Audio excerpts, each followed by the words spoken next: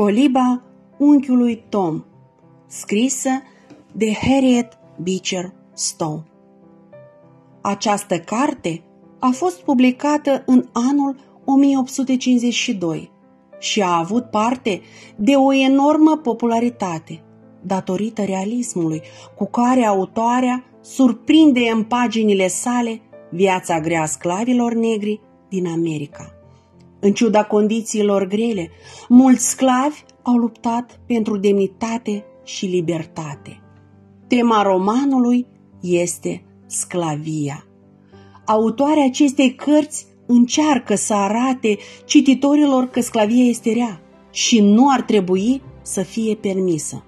Descoperim niște timpuri grele în care oamenii erau judecați după culoarea pielii. Acțiunea are loc în Kentucky. Un fermier pe nume Arthur Shelby se teme că își va pierde ferma din cauza unor datorii.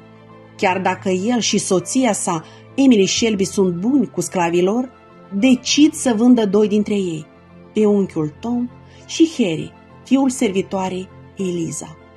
Personajul principal al romanului este unchiul Tom, un sclav înțelept, de o mare noblețe sufletească.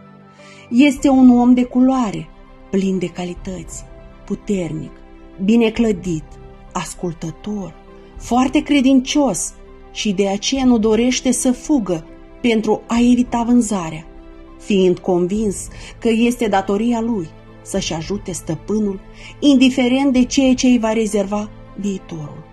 Unchiul Tom trăia la fermă, într-o colibă făcută din trunchiuri de copac, alături de mătușa, Chloe și micuții săi. Această carte ne învață că dragostea creștină este mai puternică decât sclavia.